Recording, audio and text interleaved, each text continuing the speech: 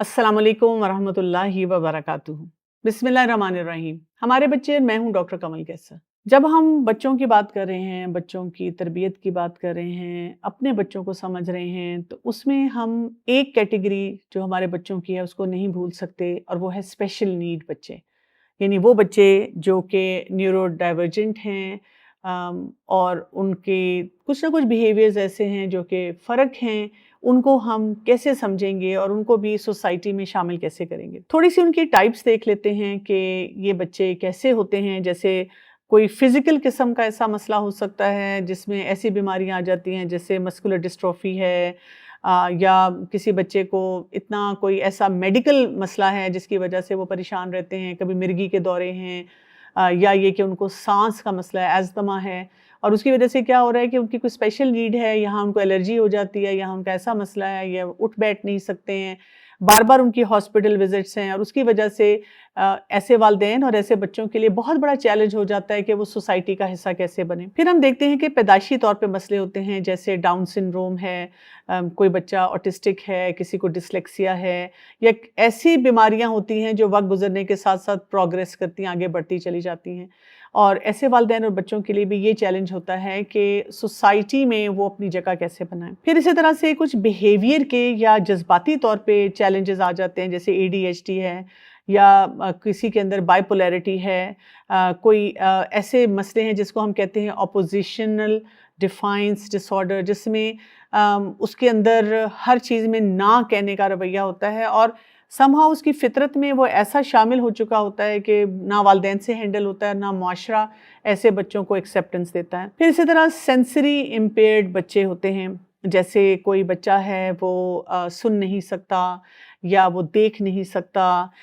या इसी तरह से वो इतना बोल नहीं सकता, या उसकी कोई ना कोई ऐसे मामलात में लिमिटेशन आ जाती है। और फिर दोबारा हम ये देखते हैं कि ऐसे बच्चे जो हैं उनके लिए ये चैलेंज होता है कि वो अपने आप को सोसाइटी में कैसे लेके जाएं, और सोसाइटी की जो एक्सेप्टेंस होती है वो भी कैसे हो। तो इसमें हम यह देख रहे हैं कि किन किन एरियाज़ पे ख़ास तौर पे अगर फिज़िकली देखा जाए तो हमें काम करना होता है। जैसे मोटर स्किल्स पे काम करना होता है कि उनका जिस्मानी सेहत जो है, क़ुव्वत जो है वो बेहतरीन हो। इसी तरह उनकी सोच के ऊपर काम करना होता है, उनको ऐसे स्किल सिखाने होते हैं कि वो सोसाइटी में रहते उसका बेहतरीन हिस्सा कैसे बन सकें। उनकी ज़ुबान के ऊपर काम करना होता है, उनके सोशल स्किल्स के ऊपर काम करना होता है। अब ऐसे बच्चे जो होते हैं, इनकी जो सब कैटेगरीज़ हैं उनको भी अंडरस्टैंड करना बहुत ज़्यादा ज़रूरी है। और हम देखते हैं कि वक्त गुजरने के साथ साथ बहुत सारे ऐसे मामलात जो हैं वो बढ़ते चले जा रहे हैं, जहाँ लोगों में, वालिदैन में, माशरे में थोड़ी अवेयरनेस भी आ चुकी है। लेकिन हम ये देखते हैं कि अभी भी ऐसे बच्चों के साथ लोगों की डीलिंग्स जो हैं वो बड़ी ही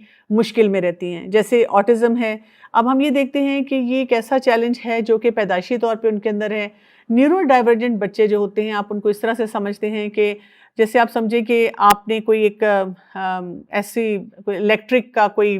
डब्बा खोला है जिसमें बहुत से सर्किट्स हैं, और उन सर्किट्स की वजह से बल्ब जल रहा है, रोशनी आ रही है, या कोई मशीन काम कर रही है। इन बच्चों में वो सर्किटिंग भी मौजूद होती है, लेकिन वो सर्किटिंग डिफरेंट तरीके से हुई होती है, जिसकी वजह से उनके बिहेवियर्स भी थोड़े से डिफरेंट होते हैं। और ये नहीं है कि ये बच्चे फल फूल नहीं सकते, या ये कि ये कोई ज़िंदगी में काम नहीं कर सकते, ये बेहतरीन काम कर सकते हैं, सिर्फ इनको इनके सर्किट्स के मुताबिक कोई जगह मिल जाए। और अगर उनको वो जगह मिल जाती है तो ये बेहतरीन तौर पे अपने आप को खड़ा कर लेते हैं। ये बात वालिदैन को भी समझनी है, उस बच्चे को भी समझनी है, और इस पूरे माशरे को जो है वो समझने की ज़रूरत है। और इन बच्चों में हम ये भी देखते हैं कि कई दफ़ा डायग्नोसिस बहुत ज़्यादा मुश्किल होता है, क्योंकि या तो एक्सपर्ट्स नहीं होते जहाँ पे आप होते हैं, या वो एक्सपर्ट्स बहुत ज़्यादा चार्ज करते हैं, या इसके साथ साथ ये होता है कि वैसे ही बड़ा मुश्किल काम है कि इन बच्चों का किया जाए डायग्नोसिस। खैर, जब अगर आपने डायग्नोसिस कर लिया तो हम इस मामले में ये समझते हैं कि इन बच्चों को हमेशा अर्ली इंटरवेंशन की तरफ लेके जाना चाहिए। यानी वालिदैन को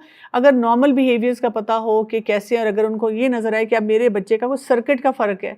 ये वो बच्चा नहीं है जैसे आम मेरे घर में बहुत सारे बच्चे हैं, तो अगर आप जल्दी डायग्नोसिस की तरफ जाते हैं बजाय इसके कि डिले करते रहें, तो आप बहुत जल्दी इनको ऐसे स्किल सिखा सकते हैं जिससे ये बच्चे मज़ीद बेहतर हो जाएं। ADHD हम देखते हैं, इसमें भी हम क्या देख रहे हैं कि बच्चा जो है جیسے کہ ہم نام سے ہمیں پتہ چلتا ہے کہ اس میں اٹینشن اور سیلف کنٹرول کا مسئلہ ہوتا ہے. بچہ بہت امپلسو ہوتا ہے، ایسی باتیں کر جاتا ہے، ایسے کام کر جاتا ہے جس کی وجہ سے بہت کیئرلیس مسٹیکس اس کی کاؤنٹ کی جاتی ہیں، ایسی چیزیں بول دیتا ہے جو کہ نہیں بولنی چاہیے. اور ان بچوں کو بھی درستگی کی طرف لے کے جایا جا سکتا ہے جب ایکسپرٹ ہیلپ کے ساتھ، جہاں پہ کبھی کبھار ان کو ادویات دی جاتی ہیں، اور زیادہ جو ہوتا ہے ان کی بیہیویئر تھیراپیز ہوتی ہیں جس سے ان کو سکھایا جاتا ہے کہ اپنے آپ کو کیسے بہتر بنائیں. ڈاؤن سنڈروم جو ہوتا ہے وہ ہم دیکھتے ہیں کہ وہ ایک ایسی بیماری ہے جس میں کروموزومل لیول پہ یعنی جینیٹیکلی ایک فرق چیز ہوتی ہے. لیکن یہ بچے بھی جو ہیں ان کے کبھی کبھی تو ہلکا پھلکا مسئلہ ہو سکتا ہے، ان کی سمجھ کا، ان کی ریزننگ کا، اور کبھی زیادہ بھی مسئلہ ہو سکتا ہے. اور ان کو بھی لائف لانگ اگر سکھاتے رہیں، ان کے سکل بلڈ کرتے رہیں، ان کو سوسائٹی کا حصہ بنایا جائے تو یہ بچے بھی بہت بہترین طور پہ آگے بڑھ سکتے ہیں. اسی طرح سے ایک مسئلہ سیریبرل پیلسی کا ہوتا ہے، اور یہ بیماری کی شکل ہوتی ہے جس میں جب بچہ پیدا ہوتا ہے تو پیدا ہوتے ساتھ ہی کوئی نہ کوئی چیلنج ہوتا ہے. کئی دفعہ لوگ ڈاکٹر کو بلیم کرتے ہیں کہ جی ڈلیوری کے وقت میں ڈاکٹر نے توجہ نہیں دی، آکسیجن کی کمی ہو گئی. زیادہ تر کیسز میں جو ڈاکٹرز نے جتنی ابھی تک ریسرچ کی ہے وہ کہتے ہیں کہ یہ پیدا ہونے سے پہلے کے بہت سارے مراحل میں جو چیلنجز آتے ہیں وہاں سے ہی کبھی کبھی بچے کا جو ہوتا ہے نا وہ سسٹم ایسا بن جاتا ہے، اور اس کو واقعی آکسیجن اس کے دماغ تک ایسی نہیں پہنچتی کہ وہ اس طرح کی بیماری کا شکار ہو جاتا ہے. اور اگین اس میں بھی پھر بہت سی تھیراپیز ہوتی ہیں جس کے ذریعے بچے کو بہترین زندگی دی جا سکتی ہے. مرگی اگر کسی کو ہے تو ایک زمانے میں تو بہت زیادہ پریشان کن سچویشن تھی کہ اگر بچے کو کہیں پہ مرگی کا دورہ پڑ گیا تو اب وہ کیا کرے گا، یا وہ بچہ پھر کئی دفعہ ایجوکیشن میں نہیں جانا چاہتا، تعلیمی ادارے میں نہیں جانا چاہتا کہ وہاں پہ سب میرا مذاق اڑائیں گے. لیکن اب اس کے بارے میں اویئرنیس بھی ہے، اور اس کی ادویات بھی ایسی موجود ہیں، اور ایسا طریقہ لائف سٹائل موجود ہے جس سے اس کو بہتر کیا جا سکتا ہے. تو سب سے بڑی جو امپورٹنٹ بات ہے جو ہم نے سب نے سمجھنی ہے وہ کیا ہے کہ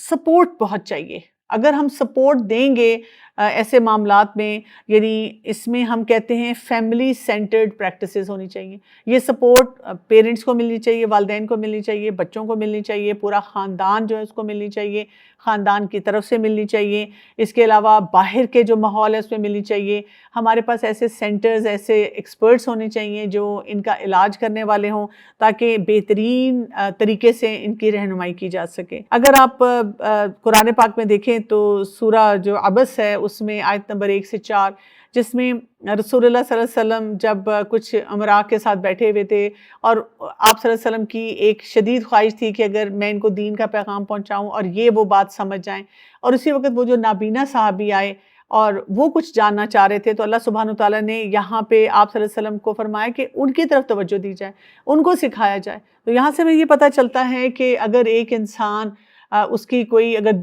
باقی لوگوں کے مقابلے میں صلاحیت کی کمی ہے تو اللہ تعالیٰ نے ان کے اندر کوئی اور صلاحیت رکھی ہوتی ہے، کوئی ایک اور ایسا مزاج رکھا ہوتا ہے جس کے ذریعے بہت کچھ سیکھ سکتے ہیں. تو یہاں پہ سب سے پہلا جو اہم رول آتا ہے نا وہ والدین کا آتا ہے کہ والدین جو ہیں وہ اپنے اس کردار کو کیسے ادا کریں گے. اور والدین میں بھی یہ کہ وہ ایک دوسرے کو بلیم نہیں کریں بلکہ ایک دوسرے کے لیے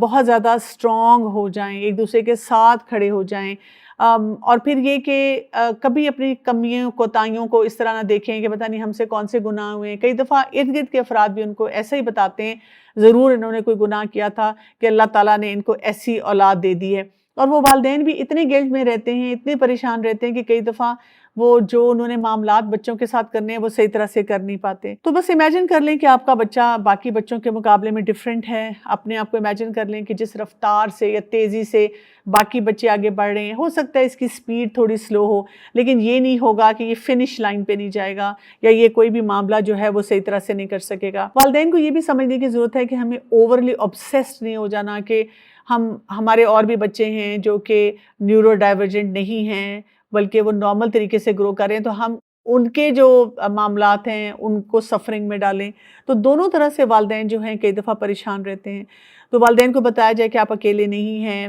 اور آپ کو بھی بہت زیادہ اپنا خیال رکھنے کی ضرورت ہے. آپ کا سیلف کیئر ماڈل بہت اسٹرانگ ہونا چاہیے، اور بہت سی تھیراپیز ہیں جس میں پلے تھیراپی ہوتی ہے، جس میں آپ خود بھی سیکھ سکتے ہیں اور آپ بچوں کے ساتھ گرو کر سکتے ہیں. میں کتنے ایسے ایکسپرٹس کو جانتی ہوں ان معاملات میں جن کے اپنے کسی فیملی ممبر یا بچے کا مسئلہ تھا، اس کی وجہ سے انہوں نے پھر وہ ٹریننگ لی اور اب وہ ایز ایکسپرٹ بہت سے لوگوں کو کمیونٹی میں سکھا رہے ہیں. انہوں نے ادارے بھی بنا لیے ہیں. پھر یہ کہ یہ نہ کریں کہ ہر وقت گھر میں ماحول جو ہے غم کا، پریشانی کا، فکر کا ہو، بلکہ ایسا ماحول ہو جس میں بچے بھی خوش ہوں اور آپ بھی خوشیاں منائیں۔ اور ایسے والدین جو ہوتے ہیں وہ کئی دفعہ بہت زیادہ گھبراتے ہیں کہ ہم جہاں جائیں گے سوسائٹی میں ہر کوئی ہم سے پوچھے گا، تو اس پریشانی میں بھی نہ رہیں۔ آپ جنرلی بس نارمل طریقے سے اپنے خاندان کو لے کے چلیں۔ آپ کو کہیں باہر جانا پڑتا ہے، کہیں پہ پارک میں یا خوشی غمی میں، اور آپ اپنے بچے کو بالکل گھر میں نہ چھوڑیں، ان کو ساتھ لے کے جائیں، کیونکہ آپ کو یہ پتہ ہونا چاہیے کہ مجھے اپنی جو اللہ تعالیٰ نے مجھ پہ اگر یہ امتحان ڈالا ہے تو مجھے اپنی صلاحیتوں پہ بھروسہ کرنا ہوگا کہ میں آگے بڑھوں۔ آپ نے کن کن چیزوں کو روکنا ہے، کن کن معاملات سے اپنے آپ کو بچانا ہے، جیسے اوور کمپنسیٹ نہیں کرنا، یعنی اس بچے کو اتنا نہیں دینا کہ باقی بچے جو ہیں وہ محرومی کا شکار ہو جائیں۔ اسی طرح گلٹ میں نہیں جانا، بلکہ جو کرنے والا کام ہے وہ کرنا ہے۔ بلیم نہیں کرنا کسی کو کہ فلاں کی وجہ سے ہوا، فلاں کی وجہ سے ہوا۔ اسی طرح غصے میں نہیں آنا۔ کبھی کبھی لوگ جو ہیں وہ اللہ تعالیٰ سے نعوذ باللہ ناراض ہو جاتے ہیں کہ میرے ساتھ ایسا امتحان کیوں آیا اور میں اللہ سے ناراض ہوں۔ نہیں، ہمارے رب نے اگر ہماری زندگی میں کوئی امتحان رکھا ہے تو ہمیں پتہ ہونا چاہیے کہ ہمارے اندر اللہ تعالیٰ نے صلاحیت بھی رکھی ہے کہ ہم اس سے ڈیل کر سکیں۔ اور ہر شخص کی زندگی میں کوئی نہ کوئی امتحان ہے۔ ہمارا امتحان شاید نظر آ رہا ہے، کسی اور کا امتحان نظر نہیں آ رہا، اور ہو سکتا ہے وہ اس سے بھی بڑا ہو۔ اسی طرح شیم بھی نہیں رکھنی اپنے اندر کہ شرمندگی کا احساس کہ میں کہیں بھی جاؤں تو ایسے بچے کو ساتھ لے کر کیسے جاؤں۔ تو آپ دیکھیں کہ کوئی بھی معاملہ جو مشکل والا ہوتا ہے، یعنی مومن کے لیے تو کیا ہے کہ اگر کانٹا بھی اسے چبھتا ہے تو وہ اس کے لیے اجر کا باعث بنتا ہے۔ تو یہ والا امتحان جو ہوتا ہے یہ تو کافی بڑا امتحان ہوتا ہے، تو آپ اس میں سوچیں کہ اللہ تعالیٰ کی طرف سے ضرور کوئی نہ کوئی آسانی ہوتی ہے کہ اللہ تعالیٰ نے یہ جب امتحان ہمیں دیا ہے تو ہمیں پہلے نا ان تمام معاملات کو سمجھنا ہے، اور جتنا ہم انہیں سمجھیں گے ہم اتنے اچھے طریقے سے ان کو ہینڈل کر سکیں گے۔ بچے پہ بھی نا اس طرح کے بہت سے اثرات آتے ہیں، جیسے پہلے تو بچہ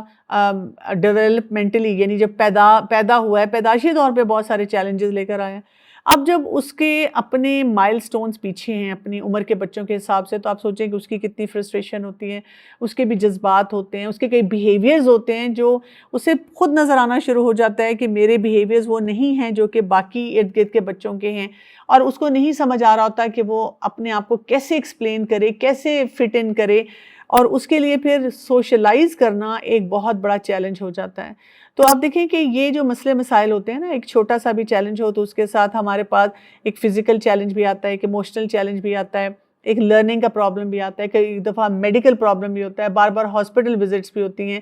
تو ایسے تمام موقع میں جتنا سپورٹ سٹرکچر سٹرونگ ہوتا ہے، بچہ اتنا زیادہ بہتری کی طرف جانا شروع ہو جاتا ہے۔ اس میں بہت سارے لوگوں کا رول ہوتا ہے، والدین کا رول ہے، ڈاکٹرز کا رول ہے،